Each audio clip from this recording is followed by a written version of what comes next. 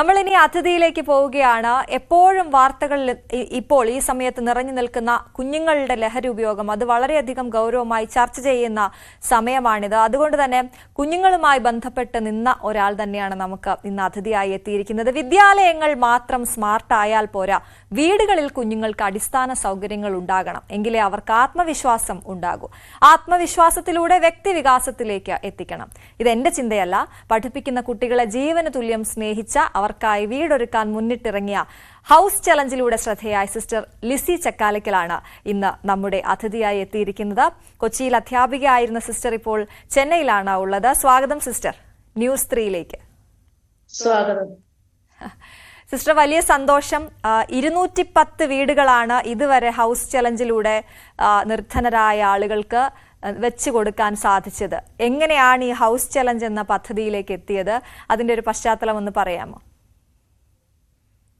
House challenge എന്ന പദ്ധതിയിലേക്ക് എത്തിയത് ഞങ്ങളുടെ വിദ്യാഭ്യാസത്തിന്റെ ലക്ഷ്യം തന്നെ വ്യക്തികളുടെ സമഗ്ര വികസനമാണ്. ഫ്രാൻസിസ്കൻ മിഷണറീസ് ഓഫ് മേരി എന്ന സന്യാസ സഭയുടെ കീഴിലുള്ള മാനേജ്മെന്റ് വിദ്യാലയത്തിലാണ് ഞാൻ പഠിപ്പിച്ചിരുന്നത്. അപ്പൊ ആ ലക്ഷ്യം പൂർത്തിയാക്കുന്നതിന് വേണ്ടിയിട്ട് ഞങ്ങള് പല ആക്ഷൻ പ്ലാനുകളും എടുത്തായിരുന്നു. അതിലൊന്നായിരുന്നു കുട്ടികളുടെ ഭവനങ്ങൾ സന്ദർശിക്കുക എന്നുള്ളത്.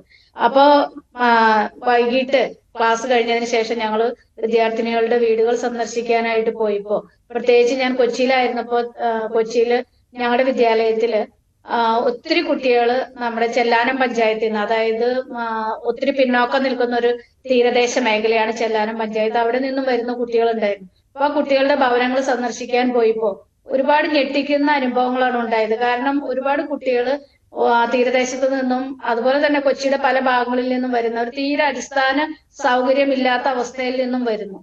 അപ്പൊ അങ്ങനെ വരുന്ന കുട്ടികൾക്ക് അവരിൽ നമുക്ക് കാണാൻ സാധിച്ചത് ഒരു അപകർഷബോധമാണ്. കാരണം കേരളത്തെ സംബന്ധിച്ചിടത്തോളം ഓരോ വ്യക്തി ജനിച്ചു വീഴുമ്പോഴും അവരുടെ ഒരു സ്വപ്നമാണ് സ്വന്തമായിട്ട് ഒരു വീട് എന്നുള്ളത്. അപ്പൊ ആ ഒരു സ്വപ്നത്തിന് വേണ്ടിയിട്ട് ജീവന് എത്രയോ തലമുറകളിൽ നിന്ന് തലമുറകളിലായിട്ട് ആഗ്രഹവുമായിട്ട് മുന്നോട്ട് പോകുന്ന ഒരുപാട് വ്യക്തികളെ നമുക്ക് കാണാനായിട്ട് സാധിക്കും. അപ്പോ ഞങ്ങളുടെ തന്നെ കുട്ടികൾ ഇത്രയും വളരെ ശോചനീയമായ അവസ്ഥയിൽ നിന്നും വരുന്നത്, അതായത് മഴ പെയ്താലോ അല്ലെങ്കിൽ കടൽ കയറ്റം വന്നാലോ കടുത്ത ചൂടായാലോ ഒന്നും ഇവർക്ക് ഉറങ്ങാൻ പറ്റില്ല. കാരണം പ്ലാസ്റ്റിക്കിന്റെ ഫ്ലെക്സ് ഒക്കെ കവർ ചെയ്തിട്ടുള്ള ഒറ്റ മുറിയിലാണ് താമസിക്കുന്നത്. അതിലും വലിയൊരു പ്രശ്നം സ്ത്രീകളും കുഞ്ഞുങ്ങളും നേരിട്ടുകൊണ്ടിരുന്നത് മദ്യത്തിനും ലഹരിക്കും അടിമയായി അവരുടെ ഇരകളായിട്ട് എപ്പോഴും മാറുന്നത് സ്ത്രീകളും കുട്ടികളുമാണ്. അപ്പൊ ഞങ്ങളുടെ വിദ്യാലയം തന്നെ ഒരു പെൺവിദ്യാലയമാണ്. അപ്പൊ സ്ത്രീ ശാക്തീകരണത്തിനും സ്ത്രീകളുടെ മുന്നേറ്റത്തിനും ഒക്കെ വളരെ പ്രാധാന്യം കൊടുക്കുന്ന ഒരു സഭയാണ് ഞങ്ങളുടെ മാനേജ്മെന്റും അതുപോലെ തന്നെ ഞങ്ങളുടെ വിദ്യാലയവും. അപ്പോ ഞങ്ങൾ വിചാരിച്ച അവർക്ക്, അതായത് ഓരോ പെൺകുട്ടിക്കും ജീവിക്കാനായിട്ടുള്ള ഒരു അവകാശം, അവർ സുരക്ഷിതത്വവും അതുപോലെ തന്നെ ആത്മവിശ്വാസത്തോടു കൂടി വളരുക എന്നുള്ളത്. ഈ അവകാശം നേടിയെടുക്കാനായിട്ട് നമ്മൾ ആദ്യമായിട്ട് പ്രവർത്തിക്കേണ്ടത് വിദ്യാലയങ്ങൾ സ്മാർട്ടാക്കിയാൽ മാത്രം പോരാ, അവർ വരുന്ന സാഹചര്യങ്ങളിൽ മാറ്റം വരുത്തണം. അപ്പൊ അതിന് വേണ്ടത് അടിസ്ഥാന സൗകര്യം ഒരുക്കി കൊടുക്കുക എന്നുള്ളതാണ്. അപ്പോ അടിസ്ഥാന സൗകര്യമില്ലാത്ത അവസ്ഥയിൽ നിന്നും വരുന്ന കുട്ടികൾക്ക് ആത്മവിശ്വാസത്തോടു കൂടി നമ്മൾ ഈ സ്മാർട്ട് വിദ്യാലയത്തിലൂടെ കൊടുക്കുന്ന കാര്യങ്ങൾ ഉൾക്കൊണ്ടുകൊണ്ട് സമഗ്ര വികസനം കൈവരിക്കാൻ സാധ്യമല്ല എന്നുള്ള ഒരു സത്യം തിരിച്ചറിഞ്ഞതുകൊണ്ടാണ് ഭവനരഹിതരില്ലാത്ത കേരളം എന്ന ലക്ഷ്യത്തോടു കൂടി ഹൗസ് ചാലഞ്ച് പദ്ധതിക്ക് രൂപം കൊടുത്തത്.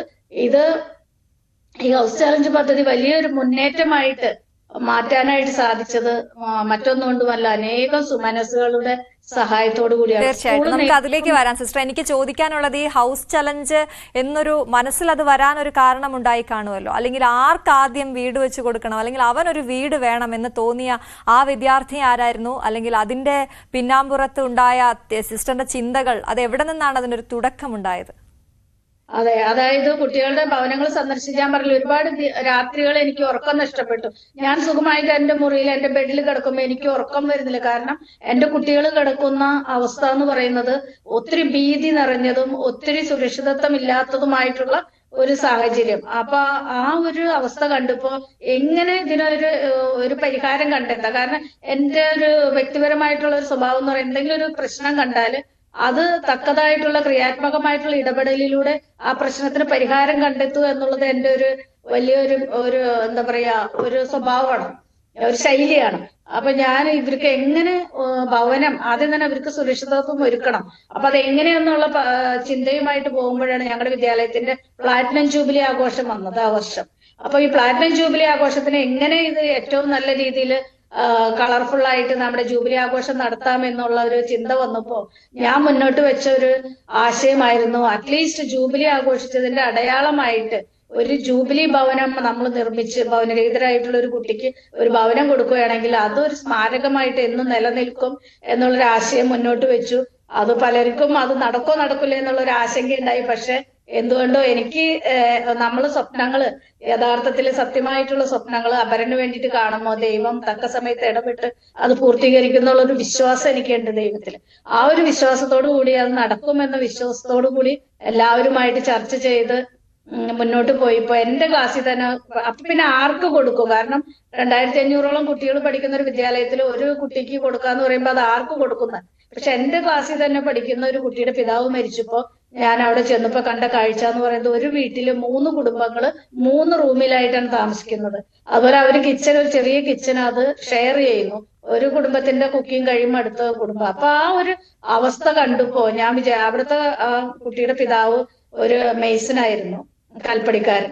അദ്ദേഹം വലിയൊരു സ്വപ്നവുമായിട്ട് നടന്നു സ്വന്തമായിട്ട് ഒരു വീട് എന്നുള്ളത്. പക്ഷെ അദ്ദേഹം പെട്ടെന്ന് ഹാർട്ട് അറ്റാക്ക് ആയിട്ട് മരിക്കുന്നു.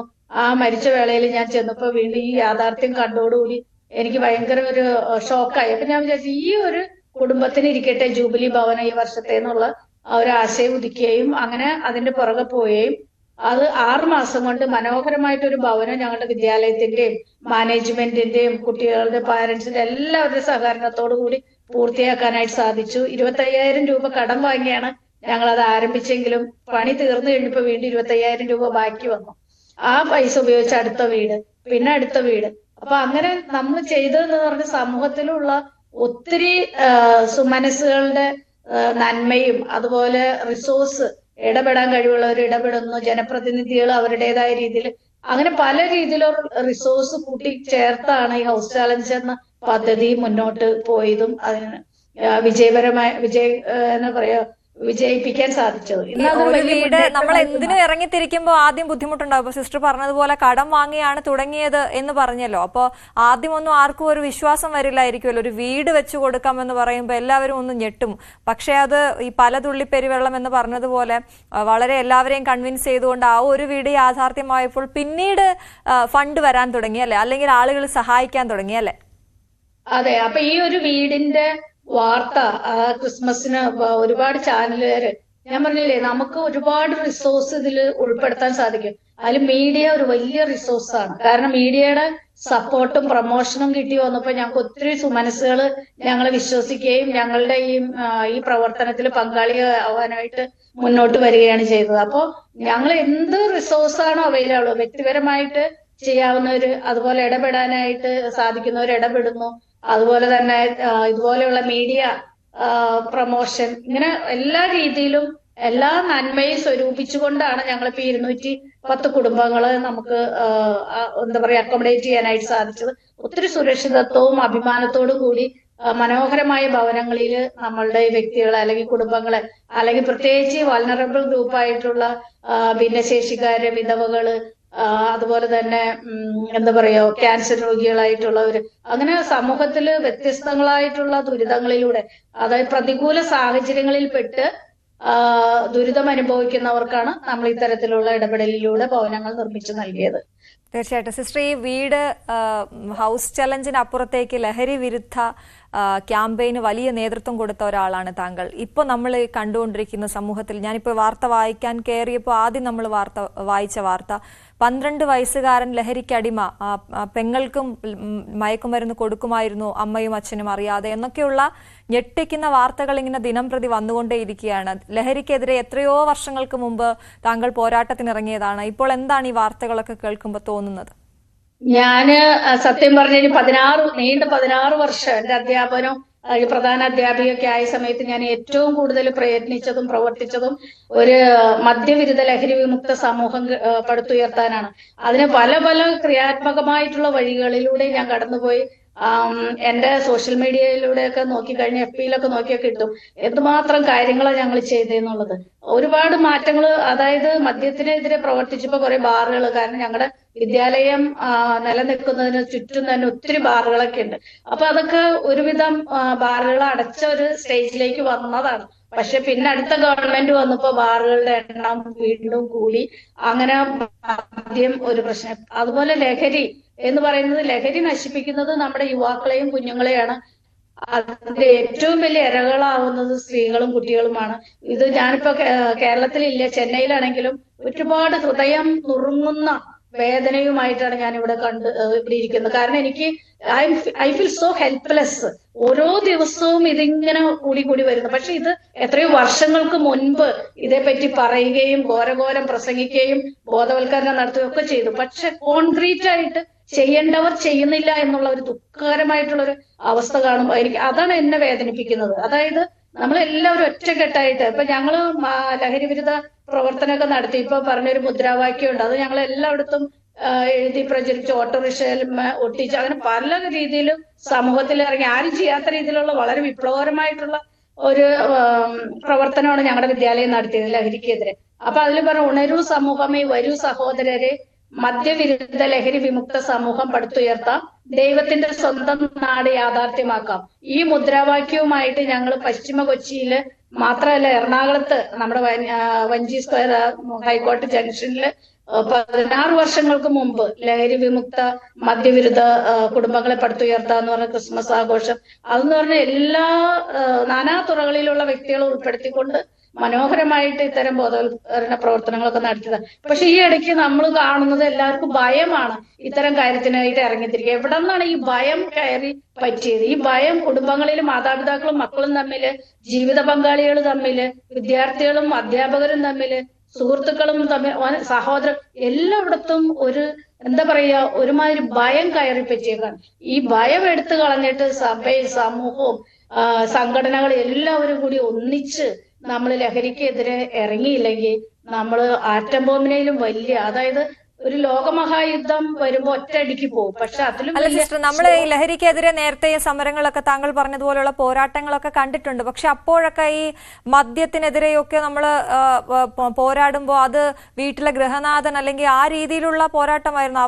അവരെ ബോധവൽക്കരിച്ചുകൊണ്ടുള്ള പരിപാടികളൊക്കെയല്ല നടത്തിയിരുന്നത്. ഇത് ഇപ്പൊ ചെറിയ കുഞ്ഞുങ്ങൾ ഇങ്ങനെ ലഹരിക്ക് അടിമയാവുന്നു എന്ന് പറയുന്നു. അത് മദ്യത്തിനപ്പുറത്തേക്ക് മറ്റ് ലഹരി പദാർത്ഥങ്ങളിലേക്ക് പോകുന്നു, അവർ ആ മാഫിയയുടെ കണ്ണികളാകുന്നു എന്നൊക്കെ പറയുന്നു. താങ്കൾ നേരത്തെ പറഞ്ഞു അത് ആരാണിത് നിയന്ത്രിക്കേണ്ടത്? വീടുകളിൽ പോലും അവർ സുരക്ഷിതരല്ല എന്ന രീതിയിലേക്ക് കാര്യങ്ങൾ എത്തിയിരിക്കുകയല്ലേ? താങ്കൾ എങ്ങനെയാണ് കാണുന്നത്? പ്രത്യേകിച്ച് കുഞ്ഞുങ്ങളുമായി ഒരുപാട് കാലം ബന്ധമുണ്ടായിരുന്ന ആളാണ്, ഒരു അധ്യാപികയാണ്. വെറും പഠിപ്പിച്ച് പാഠങ്ങൾ മാത്രം പഠിപ്പിക്കുന്ന ഒരു അധ്യാപിക ആയിരുന്നില്ല. അവരെപ്പോഴും സുരക്ഷിതരാവണമെന്ന് മനസ്സുകൊണ്ട് ആഗ്രഹിച്ചയാളാണല്ലോ. ഇത് നിയന്ത്രിക്കേണ്ടത് ശരിക്കും പറഞ്ഞിട്ടുണ്ടെങ്കിൽ ഗവൺമെന്റ്, മറ്റു രാജ്യങ്ങളിൽ, ഇപ്പൊ ഗൾഫ് രാജ്യങ്ങളിലൊക്കെ ഇതൊന്നും ഇത്ര വലിയ പ്രശ്നമായിട്ട് മാറുന്നില്ല. കാരണം കറക്റ്റായിട്ട് അവർ ഐഡന്റിഫൈ ചെയ്യുന്നു ക്രിമിനൽസിനെ, അവർ അതനുസരിച്ച് ശിക്ഷ കൊടുക്കുന്നു, അവർ ക്ലെൻസിങ് അവിടെ നടക്കുന്നു. ഇത് നമ്മുടെ ഇതിൽ ഒത്തിരി സോഫ്റ്റ് കോർണർ, എന്തെങ്കിലും ഒരു ക്രൈം വന്നു കഴിഞ്ഞാൽ അപ്പൊ തന്നെ ഇടപെടലുകളാണ് നടക്കുന്നത്. ഈ ഇടപെടലുകൾ, തെറ്റായ രീതിയിലുള്ള ഇടപെടലുകൾ ഒരു പക്ഷേ ഈ ലഹരി പ്രവർത്തകരുടെ എണ്ണം കൂട്ടാനോ അല്ലെങ്കിൽ ഇത്തരത്തിലുള്ള കുറ്റകൃത്യങ്ങൾ ചെയ്യുവാനായിട്ട് വലിയൊരു പ്രോത്സാഹനമായിരുന്നു. കാരണം കേരളം നമ്പർ 1 എന്നാ പറയുന്ന, മറ്റു സംസ്ഥാനങ്ങളിൽ ഇല്ലാത്ത ഒരുപാട് ഗുണങ്ങൾ നമുക്കുണ്ട്. പക്ഷെ എന്തുകൊണ്ട് ഈ ഒരു കാര്യം നമ്മൾക്ക് ഇന്ത്യയിൽ തന്നെ നമ്പർ 1 ആയിട്ട് മാറിക്കൂടാ? ഇപ്പൊ നമ്മൾ ചെയ്യേണ്ടത്, ഇപ്പൊ ഇതെല്ലാവർക്കും ഇപ്പൊ മനസ്സിലായി, നമ്മുടെ സ്വന്തം കുടുംബത്തെ, ഇത് ദൂരെയായിരുന്നു ലഹരി ഉപയോഗത്തിന്റെ, നമ്മൾ സംസാരിച്ച് ഇപ്പൊ സ്വന്തം വീട്ടിലേക്ക് അത് വന്നിരിക്കുകയാണ്. അപ്പൊ ഇനി നമുക്ക് ഒട്ടും സമയം കളയാനില്ല. പരസ്പരം അങ്ങോട്ടും ഇങ്ങോട്ടും ബ്ലെയിം ചെയ്യാതെ ജനപ്രതിനിധി, ഗവൺമെന്റ് ആയാലും മറ്റു പ്രതിനിധികളായാലും സഭകളായാലും സംഘടന, എല്ലാവരും ഒരേ മനസ്സോടെ ദൈവത്തിന്റെ സ്വന്തം നാട് എന്നുള്ള പ്രതിച്ഛായ വീണ്ടെടുക്കാൻ നമ്മൾ പ്രവർത്തിക്കണം. അത് വിദ്യാലയങ്ങളിൽ അധ്യാപകർ ഭയത്തിലാണ്. കാരണം ഇപ്പൊ എക്സാം നടക്കുന്ന സമയമാണ്, എനിക്കറിയാം. എക്സാം ഡ്യൂട്ടി കിട്ടി കഴിഞ്ഞപ്പോ, ഞങ്ങളുടെയൊക്കെ ഗേൾസ് സ്കൂളാണ്, വലിയ പ്രശ്നങ്ങളില്ലാതെ ഇന്നുവരെ, ഞാനിപ്പോ അവിടെ ആയിരുന്ന സമയത്തൊന്നും ഒരു പ്രശ്നങ്ങൾ അങ്ങനെ ഇല്ലായിരുന്നു. കാരണം പാരന്റ്സും കുട്ടികളും ടീച്ചേഴ്സും ഒറ്റക്കെട്ടായിട്ടുള്ള ഒരു കൂട്ടായ്മയുടെ ശക്തിയായിരുന്നു അവിടെ പ്രവർത്തിച്ചത്. അതുകൊണ്ട് വളരെ സേഫ് ആയിരുന്നു, സെക്യൂർ ആയിരുന്നു. പക്ഷെ ഇപ്പൊ ഞങ്ങളുടെ അധ്യാപകര് പരീക്ഷ ഡ്യൂട്ടിക്ക് മറ്റു വിദ്യാലയങ്ങളിലൊക്കെ പോകുമ്പോ ഭയമാണ്. കാരണം കുട്ടികൾ പരീക്ഷ എഴുതുന്ന കുട്ടികളെ കണ്ടു കഴിഞ്ഞാല് എങ്ങനെ പ്രതികരിക്കണമെന്ന് അറിയില്ല. വല്ലാത്തൊരു ഇൻഡിസിപ്ലിൻ ആണ് അവിടെ നടക്കുന്നത്. നമുക്ക് ഭയമാണ്. കാരണം എന്താ നടക്കാൻ പോണേന്ന് അറിയില്ല. അധ്യാപകര് ഭയത്തിലാണ്. കണ്ടാ പോലും നമ്മുടെ ജീവൻ അപകടത്തിലായതുകൊണ്ട് ആരും റിസ്ക് എടുക്കുന്നില്ല. ഇത് വല്ലാത്തൊരു സത്യമാണ്. പക്ഷെ ആരും പുറത്തു പറയുന്നില്ല. കാരണം പേടിച്ചിട്ട്. കാരണം വിദ്യാലയത്തിൽ ഇപ്പൊ കോപ്പി അടിക്കുന്ന ഒരു കുട്ടീനെ കാണുന്നു. പ്രത്യേകിച്ച് ബോയ്സ് ഒക്കെ ഉള്ള വിദ്യാലയത്തിലൊക്കെ പോകുമ്പോ അധ്യാപകര് പോകുമ്പോ പ്രതികരിക്കാനായിട്ട് ഭയമാണ് അവർക്ക്. അപ്പൊ പറയും എന്തുകൊണ്ട് പ്രതികരിച്ച് കൂടാ, അങ്ങനെ ഇങ്ങനെ. പിന്നെ എളുതരുള്ളിടത്ത് വാദം വെച്ചു എന്ന് പറഞ്ഞ മാതിരി ചില നടപടികൾ വരുന്നത് വളരെ സോഫ്റ്റ് ആയിട്ട് അവർക്ക് എവിടെ, അതായത് നമുക്ക് വലിയ ഇതൊന്നും ഇല്ലാത്തടത്തേക്ക് അവർ വന്നുകൊണ്ട് ഇത് ചെയ്യുന്നു. അതായത് നമുക്ക് വലിയ പിൻബലോ അല്ലെങ്കിൽ എന്താ പറയോ, നിങ്ങൾക്ക് മനസ്സിലായില്ല ഞാൻ എന്താ ഉദ്ദേശിക്കുന്നത്? അതെ, മനസ്സിലായിട്ട്. സിസ്റ്റർ, ഒരു കാര്യം കൂടി, ഒരു അധ്യാപികയുടെ രോഷപ്രകടനമൊക്കെ കഴിഞ്ഞ ദിവസം സോഷ്യൽ മീഡിയയിൽ വലിയ വൈറലായിരുന്നതാണ്. എന്റെ കുഞ്ഞാണ് മരിച്ചിരുന്നതെങ്കിൽ കൂട്ടുകാരെ കൂടി ചേർന്ന് മർദ്ദിച്ച ഒരു കുട്ടിയെ കൊന്ന വാർത്ത നമ്മൾ ഞെട്ടലോടെ കേട്ടു. ആ ഞെട്ടൽ ഇതുവരെ മാറിയിട്ടുമില്ല. കുഞ്ഞുങ്ങൾ നഞ്ചക്കൊക്കെ കൊണ്ടാണോ പഠിക്കാൻ പോകുന്നത്, ആയുധങ്ങൾ കൊണ്ടാണോ പഠിക്കാൻ പോകുന്നത് എന്നൊക്കെയുള്ള ചർച്ച ഒരു വശത്ത് നടക്കുമ്പോഴും ഈ പാരന്റിങ്ങിനെ കുറിച്ചുള്ള വലിയ പേടി അത് ഈ മാതാപിതാക്കൾക്കുണ്ട്. വീട്ടിലെങ്ങനെ ഇപ്പൊ സിസ്റ്റർ പറഞ്ഞതുപോലെ കുഞ്ഞുങ്ങളെ എല്ലാവർക്കും ഇപ്പൊ പേടിയായി തുടങ്ങിയിരിക്കുന്നു. കാരണം പഴയ കുട്ടികളല്ല എന്ന് പറയുന്നത് അത് അക്ഷരാർത്ഥത്തിൽ ശരിയല്ല. മൊബൈൽ ഫോണിന്റെ ഉപയോഗവും ഇന്റർനെറ്റും അവർക്ക് വിരൽത്തുമ്പിലെല്ലാം ലഭിക്കുന്നു. അത് ജനിച്ചു വീണ ഒരു കുഞ്ഞിനടക്കം മൊബൈൽ കിട്ടുകയാണ് അപ്പൊ തന്നെ. അപ്പൊ അതിന്റെ ഒരു ദുരുപയോഗമൊക്കെ എങ്ങനെയാണ് താങ്കൾ കാണുന്നത്? ഇത് കുറെ കൂടി നമ്മൾ മുന്നോട്ട് പോവുകയാണെങ്കിൽ ഓരോ വ്യക്തികളും, ഇപ്പൊ ഒരു വീട്ടിലെ അമ്മ എന്ന് പറയുന്നത് അമ്മയുടെ കയ്യിലാണ് ആ കുഞ്ഞിനെ ആദ്യം ലഭിക്കുന്നത്. ആ മാതൃത്വം തിരിച്ചറിഞ്ഞുകൊണ്ട് മാതൃത്വത്തിന്റെ ഉത്തരവാദിത്വം എന്ന് പറയുന്നത് ആ കുഞ്ഞിനെ ഏറ്റവും നല്ല രീതിയിൽ ഫോം ചെയ്യാൻ അവിടെ ഒരുപാട് ത്യാഗം അമ്മ ചെയ്യേണ്ടതായിട്ടുണ്ട്. അപ്പൊ ആ മാതൃത്വം വേണ്ട രീതിയിൽ ആ കുട്ടിയെ ഫോം ചെയ്യാൻ അതേ ഉത്തരവാദിത്വം തന്നെ പിതാവിനുണ്ട്. ആ പിതാവിന്റെ പിതൃത്വം എന്ന് പറയുന്നത് ആ കുട്ടിയെ ഫോം ചെയ്ത് നല്ലൊരു വ്യക്തിയായിട്ട് സമൂഹത്തിന് ിലേക്ക് ഇറക്കുക എന്നുള്ളതാണ്. അപ്പൊ ആ മാതാപിതാക്കളുടെ കമ്മിറ്റ്മെന്റ് പലപ്പോഴും അതൊരു സൈഡ് ബിസിനസ്. മക്കളുണ്ടാകുന്നു, പക്ഷെ എത്രമാത്രം കമ്മിറ്റഡ് ആണ്. നമ്മുടെ പഴയ തലമുറയെ വെച്ച് നോക്കുമ്പോൾ അല്ലെങ്കിൽ നമ്മുടെയൊക്കെ മാതാപിതാക്കളെ വെച്ച് നോക്കുമ്പോൾ അവരുടെ ഏറ്റവും പ്രൈം ആയിട്ടെന്ന് പറയുന്നത് മക്കളാണ്. പക്ഷെ ഇന്നിപ്പോ നമ്മൾ കാണുന്നത് മക്കളൊക്കെ സെക്കൻഡറി, ബ്രോക്കൺ ഫാമിലീസിന്റെ എണ്ണം കൂടുന്നു. അവിഹിത ബന്ധങ്ങൾ, ഈ അവിഹിത ബന്ധം എന്ന് പറയുന്നത് എല്ലാ തലത്തിലും ഉണ്ട്.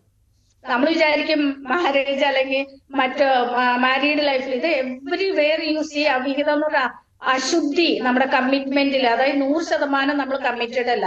ഇപ്പൊ അധ്യാപകരായാലും നമ്മൾ 100% കമ്മിറ്റഡ് ആണെങ്കിൽ നമ്മൾ ഏത് റിസ്ക് എടുക്കാനും തയ്യാറാണ്. ആ ഗുരുത്വം, ആ ഗുരു എന്നതിന്റെ ഒരു ഇതുണ്ട്, കമ്മിറ്റ്മെന്റ് ഉണ്ടല്ലോ, അത് എത്ര ശതമാനം നമ്മൾ അധ്യാപകർ ചെയ്യുന്ന ആ ഒരു ഉത്തരവാദിത്തം എടുക്കും. ഭയം എന്ന് പറഞ്ഞിട്ട് നമുക്ക് ഈസി ആയിട്ട് നമുക്ക് പിന്മാറാം. പക്ഷെ അങ്ങനെ ഓരോരുത്തരും, ഇപ്പൊ ജനപ്രതിനിധികള്, പോലീസ് എല്ലാവരും അവരവരുടെ റോള് വെള്ളം ചേർക്കാത്തൊരു കമ്മിറ്റ്മെന്റ് ആണെങ്കിൽ കുഴപ്പമില്ല. പക്ഷെ ഇന്ന് നമ്മൾ കാണുന്നത് A kind of dilution in everything.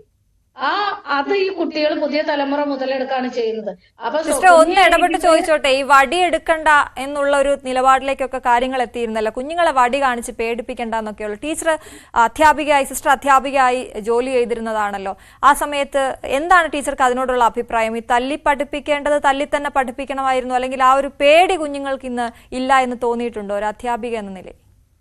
ഇത് ഒരു അധ്യാപിക എന്ന് പറയുമ്പോൾ ഞങ്ങൾക്ക് നമ്മൾ ആദ്യം തന്നെ ചെയ്യേണ്ടത് അഡ്മിഷന്റെ സമയത്ത് തന്നെ കുട്ടികളുടെ പാരന്റ്സ് ആയിട്ട് നല്ലൊരു ബന്ധം, സമൂഹമായിട്ട് നല്ലൊരു ബന്ധം നമ്മൾ സൃഷ്ടിക്കണം. നമ്മൾ ഒരു എന്താ പറയുക, ഒരു അതിര് വെക്കരുത്. ഇപ്പൊ ഞങ്ങളുടെ വിദ്യാലയത്തെ ഞാൻ സമൂഹ സൗഹൃദ വിദ്യാലയമായിട്ട് മാറ്റിയതിന് ശേഷമാണ് ഇത്തരത്തിലുള്ള വിവിധങ്ങളായിട്ടുള്ള ക്രിയാത്മക പ്രവർത്തനങ്ങൾ അപ്പൊ സമൂഹ സൗഹൃദ വിദ്യാലയം എന്ന് പറയുമ്പോൾ സമൂഹത്തിലുള്ള നാനാ തുറകളിലുള്ളവരുമായിട്ട് നല്ലൊരു ബന്ധം ആ വിദ്യാലയത്തിൽ ഉണ്ടായിരിക്കണം, ആ സമൂഹത്തിൽ. അപ്പൊ അങ്ങനെ വരുമ്പോ നമ്മളെല്ലാത്തിനെയാണ്, ഇപ്പൊ ചില കുട്ടികളെ മാതാപിതാക്കൾ പറയും ഞങ്ങൾക്ക് വേണ്ട അങ്ങനെ. അപ്പൊ നമ്മൾ ആ കുട്ടികളെ ചേർത്ത് പിടിക്കണം. നമുക്ക് we have to treat them individually.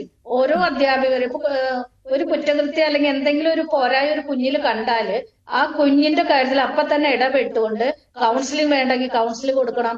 അതല്ല ആ കുട്ടിക്ക് എന്താണോ കുട്ടിയുടെ ഇഷ്യൂ ഇൻഡിവിജ്വൽ അറ്റൻഷൻ നമ്മൾ കൊടുക്കണം. അപ്പൊ അതിന് വീണ്ടും നമ്പർ ഓഫ് സ്റ്റുഡൻസ് എന്ന് പറഞ്ഞ് നമ്മൾ ഒരുപാട് പറയുന്നുണ്ട് എഡ്യൂക്കേഷൻ ഡിപ്പാർട്ട്മെന്റിൽ കുട്ടികളുടെ റേഷ്യോയിൽ വരുന്ന മാറ്റം.